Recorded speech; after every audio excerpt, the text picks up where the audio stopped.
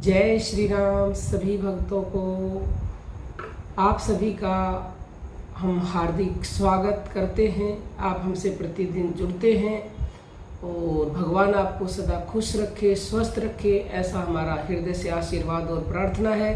तो चलिए आज के टॉपिक की तरफ चलते हैं। जो लोग नाम जप के साधन के रहस्य को नहीं जानते, वे लोग शुरू तो करते हैं करना, लेकिन थोड़े ही दिनों में उस नाम जप से, उस साधन से ऊब जाते हैं और कुछ तो साधन को तुरंत ही छोड़ भी देते हैं।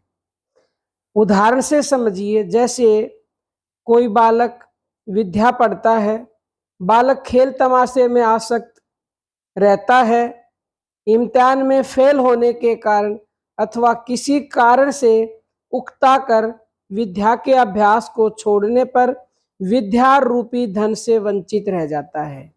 वैसे ही भगवत प्राप्ति रूप अमूल्य रतन से हम वंचित रह जाते हैं यदि हम नाम जप को छोड़ देते हैं, क्योंकि नाम जप से ही भगवान की प्राप्ति होती है और ये अमूल्य रतन है जिसका कोई भी मोल नहीं है। कोई कोई धीरे धीरे नाम जप करते भी रहते हैं और वो पूछने पर ऐसा कहा करते हैं कि जब हम नाम जप करने के लिए बैठते हैं तब इस संसार के संकल्प, निद्रा और आलस्य आदि घेरते हैं, इसलिए विशेष आनंद नहीं आता, इसलिए उससे रुचि हटकर हमारा नाम जप छूट जाता है या हमारा नाम जप ढीला पड़ जाता है।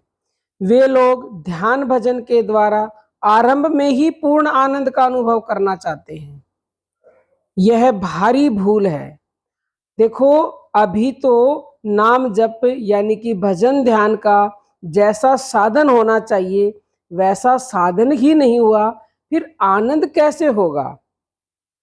हाथ से माला फेरते हैं, मुंह से राम राम कहते हैं और मन से संसार के विषयों का वो लोग चिंतन करते हैं।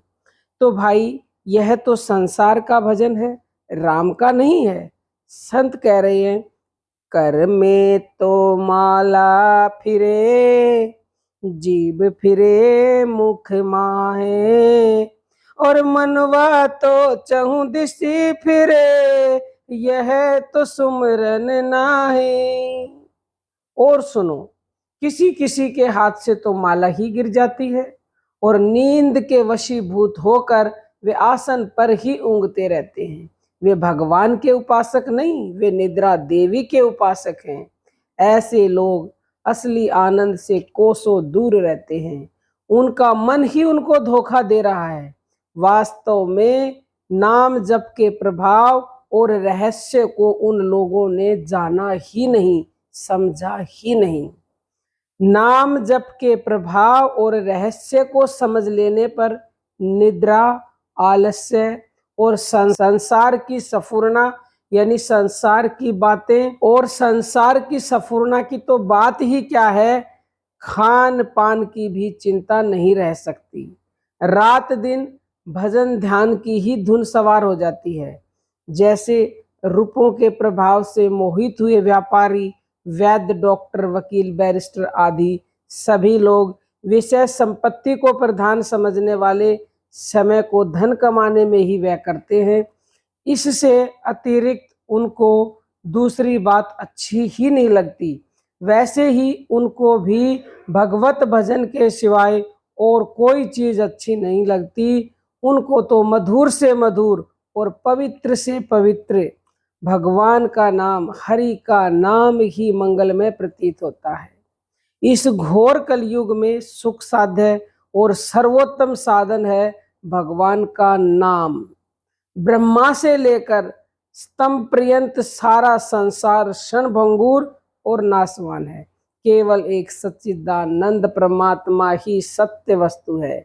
इसलिए जो सदा सर्वदा हम लोगों को भगवान का भजन ध्यान करना ही सिखलाता है, वही माता पिता गुरु एवं हमारा सच्चा बंधु है। संसार में उससे बढ़कर हमारे लिए और कोई भी कार्य नहीं है।